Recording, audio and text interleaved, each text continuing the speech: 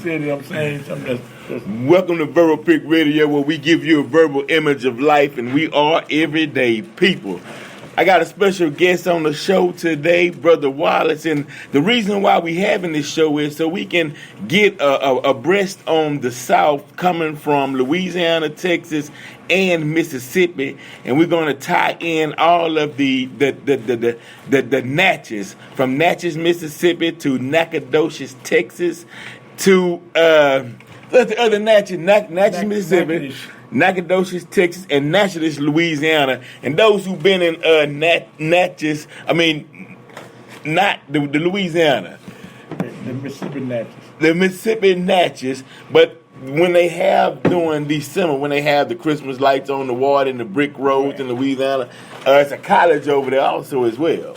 Right. In there, it's a nice area, but we want to get into the connection from the Native American tribes, because I do believe those are Native American terms. Mm-hmm. Okay.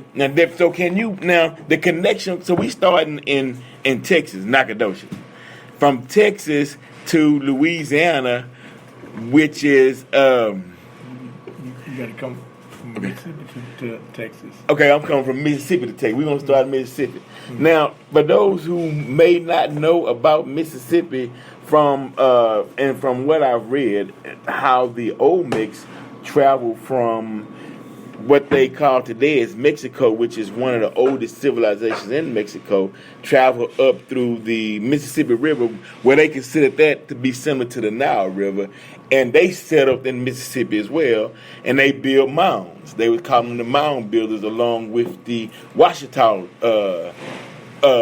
nation. Mm-hmm. And so, real briefly, so from Natchez, Mississippi, what's the connection from Natchez, Mississippi? So you said it's from Natchez, Mississippi. They migrated to Louisiana. Okay. And that's what they call Natchitoches. Okay. Natchitoches. They call it Natchitoches. Okay. Indians. Then they came from Natchitoches and came migrated to Texas, and that's Nacogdoches. So all those, some of them to the same tribe, but they just was migrating down through the states, And they stay with the same people. Same people, all the same people. And they have a Natchez, Louisiana also, but that's all part of the Natchez Indian, So Natchez, Mississippi was a thoroughfare. They have what they call the Natchez Trace. The Natchez Trace runs up through Natchez all the way up through Memphis, Tennessee. And that was the trading lanes of the highway that they used to trade as people went up through the Natchez, Mississippi, up through to Tennessee. They used that as like a highway. Right. And all the Indians would come out and they would have their products on the highway, on the trace, and they would sell them. The Natchez Trace still exists today, So people that go through Natchez can go through the Natchez Trace and go up through the Indian mounds. The Indian mounds are over there on the Natchez Trace, down where Alcorn come from. Alcorn A&M University was raised up out of the Natchez Trace, because the Indians in Alcorn was taught at a school. So they built a school for those Indians there to learn. And so after the school was there for a while, they had to made it a little school, or made a little training post, and they made it a school. Okay. So they said, well, we need to make a school name for the school, because the Indians was being taught stuff there on how to grow. And so what one fella said was, all you teaching them how to do is grow corn. All you teach them is growing corn. So it was all corn. Hold on, my brother. You know what time it is? Teach them all corn is make it all corn. From Alcorn College to Alcorn University, and it's still down in the Indian mound down in the other side of Natchez, which is Fayette, Mississippi. Did you say Fayette? Fayette. Oh, Fayette, Mississippi. Fayette, Mississippi. And that was the mayor of Fayette was Medgar Evers' brother, Charles Evers. Medgar Evers was the civil rights leader that got killed. Right, but in Fayette, Mississippi, his brother became the mayor of Fayette, Mississippi.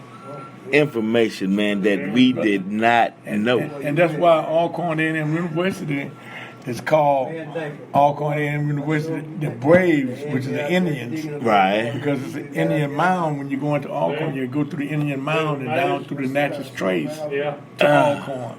Oh, And it's still sitting back there. Oh, that's wonderful, bro. It's beautiful back down there. And we didn't know this history, but now you part of the Natchez tribe? Well, it was the three main tribes in Natchez, in that area was the Natchez, the Chickasaw, and the Choctaw Indians. Right. You know, so some of my people was part of the Chickasaw Indians and the Choctaw Indian tribe. You know, but they stayed down in there. Right. You know what I'm saying? So yeah, okay, but what I'm saying is that's original bloodline. Right. All of it's all part of our bloodline. We was in Natchez, and the Indians were all cohabitating with the people that was there. You know, or came there. You know, a lot of people came in on the boats, and Natchez was a big tourist attraction because Natchez had one of the largest population of plantations in any other city in the South. Including Atlanta and Savannah and all that. Right. We got the largest plantation facilities that's there in the city in the South. But that's why we was a big economical city in Mississippi because tourists was our big attraction. Right. And the river boats would come in and land at the Natchez River landing down there before the gambling came. Right.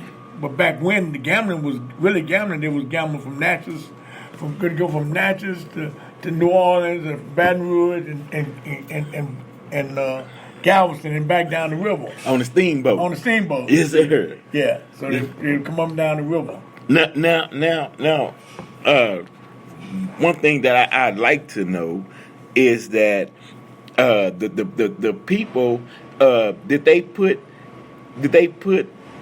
the Native Americans into slavery with all those plantations in Mississippi? Because the reason why I asked this is because I'm getting information that when they started enslaving, they were seeing that the melanated Native Americans with the brothers that's coming from Africa, they said just put them all in slavery and didn't separate the two. The Indians from the that was here. Okay. And then they were saying that, and then what they did was that because and the reason why I'm saying this is I was looking at some old pictures of Cold Cheese and Geronimo and whatnot, and these was dark skinned brothers, you know. And then I was just curious on how did the face of Native Americans today get European in a sense? Did they put the people in slavery, and then from that mixture they presented a new face of the Native American? Or because when they show, they had, what's the guy's name? He was playing a Native American tribe, but he wasn't Native American. A lot of them back in the day. Oh, okay. I don't know his name in detail, but is that a true story, or that can't be verified? Because and the reason why I say that is my people, they in Winfield, Louisiana, and Cherokee over there was in that area, you know. But today they're not there, but they're not on the reservations either. Yeah. So where did the people go? Yeah. That's what I'm saying. I can tell you specifically where did they go after everything was. They included, I guess, in the inclusion, put everybody together. So they included them as all being black, and then so they try to get them to lose that Native American symbol, you know. Right. Make them all just blacks. I'm assuming that's what happened. Yeah, I can. You know, I read that they did put everybody under one term. Right. And that way, when they were government was issuing out monetary funds, that some of the Europeans passed and they got the money. And then, but the originals didn't receive anything. And you know, you got people researching that today because the Washita, the princess in rest her soul, that passed. She did get, they awarded her 15,000 acres because their land, original Ouachita land, wasn't part of the Louisiana Purchase. And they awarded them back 15,000. They still fighting to get it on paper, yeah, they got it. But actually trying to get it, no, they haven't got it yet, and they still fighting for that.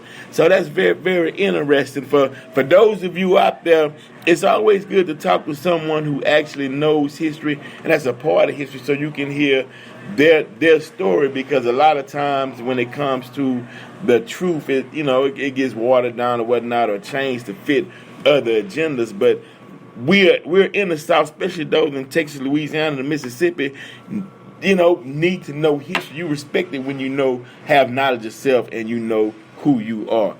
Thank you for being on the show, Brother Wallace. And if anybody out there have any more just additional questions, you can email me at coldblac@icloud.com, and I'll get your questions over to the brother and answer, and we'll relay it back to you all. And we thank you for listening to the show. And I appreciate you, Brother Wallace, for that information, because you don't get jewels like this often.